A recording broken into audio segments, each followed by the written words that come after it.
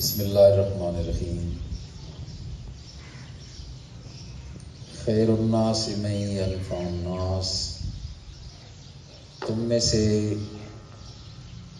بہتر آدمی وہ ہے جو دوسرے لوگوں کو فائدہ پہنچائے۔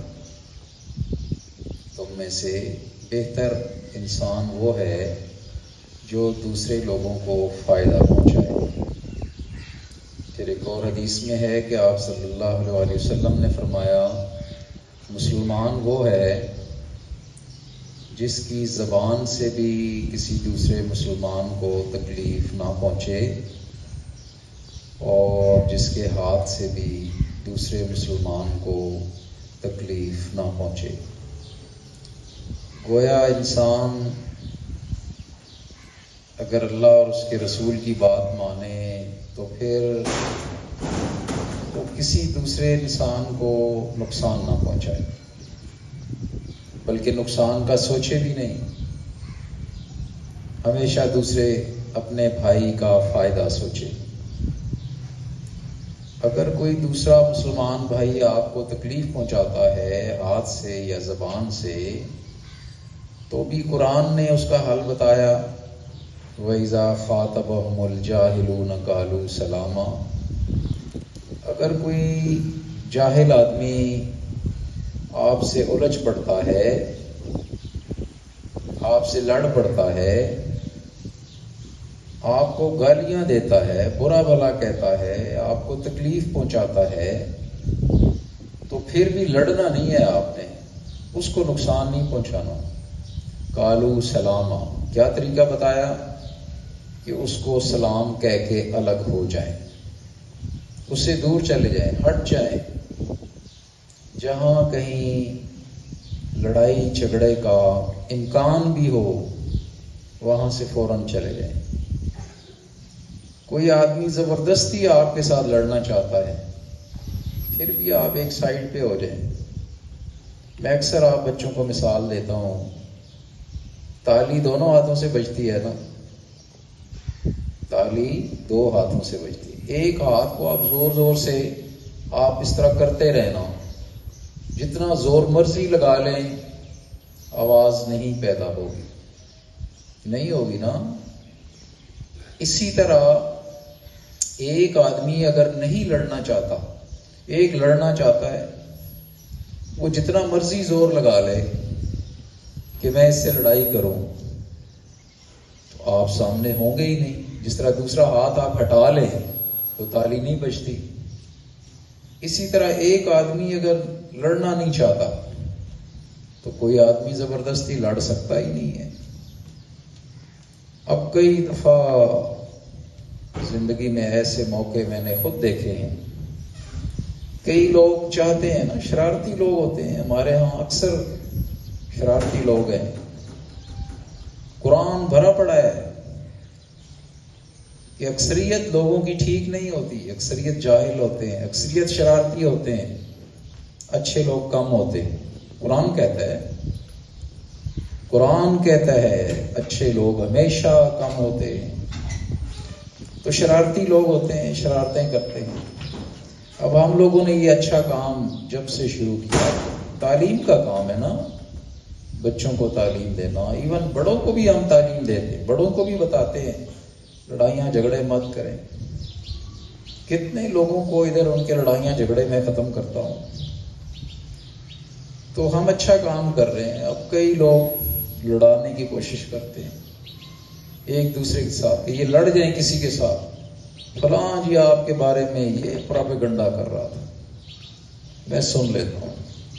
ایک اور آتا ہے، فلاں یہ کر رہا تھا، سن لیتا ہوں۔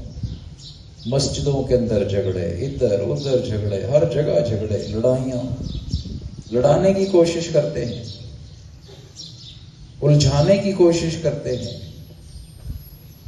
لیکن ہم نے لڑنا نہیں ہے، الجھنا نہیں ہے، نقصان نہیں پہنچانا، کسی کو نقصان نہیں پہنچانا، کسی کے نقصان کے بارے میں سوچنا نہیں ہے۔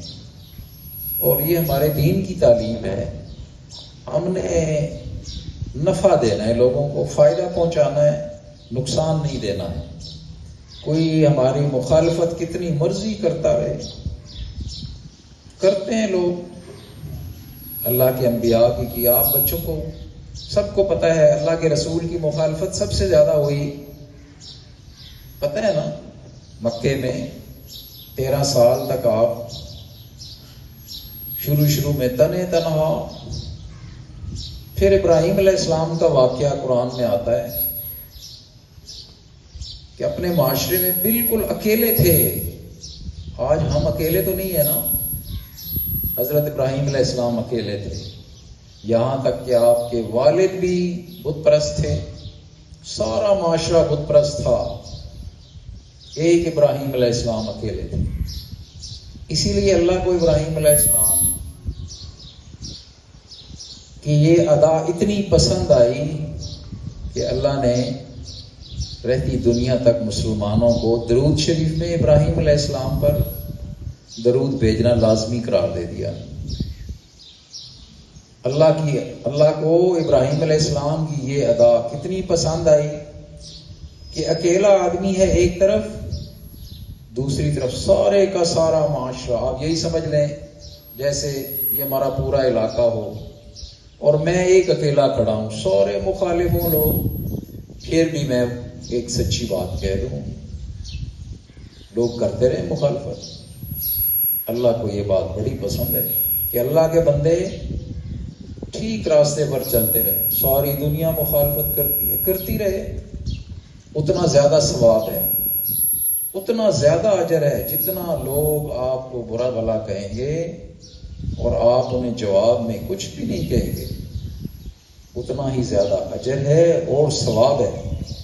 اس لیے یاد رکھنا ہے، کبھی لڑائی جھگڑا نہیں کرنا، کبھی کسی سے الجھنا نہیں ہے، گھر کے اندر ہو، محلے میں ہو، کہیں بھی ہو۔ بہت زیادہ کوئی بندہ زیادتی کرتا ہے، چپ کر جائیں، بس خاموش ہو جائیں، اللہ سے دعا مانگیں، پھر آپ دیکھیں اللہ آپ کی کیسے مدد کرتے ہیں۔ اللہ اپنے بندوں کو آزماتے بھی ہیں۔ تو ہماری ساری گفتگو کا خلاصہ کیا ہے؟ خیر الناس من ینفع الناس، اچھا انسان وہ ہے جو لوگوں کو نفع پہنچائے، فائدے پہنچائے۔ لوگ آپ سے لڑتے ہیں، آپ پھر بھی ان کا فائدہ کریں۔ کئی لوگ ادھر میرے پاس آتے ہیں، میں یہ مثالیں آپ بچوں کو اس لیے دیتا ہوں کہ میری زندگی ان سارے تجربات سے بھری ہوئی۔ لوگ مجھے بتاتے ہیں یہ تو جی آپ کی مخالفت کرتا ہے، آپ پھر اس کے کام کرتے ہیں۔ ابھی چند دنوں کی بات ہے،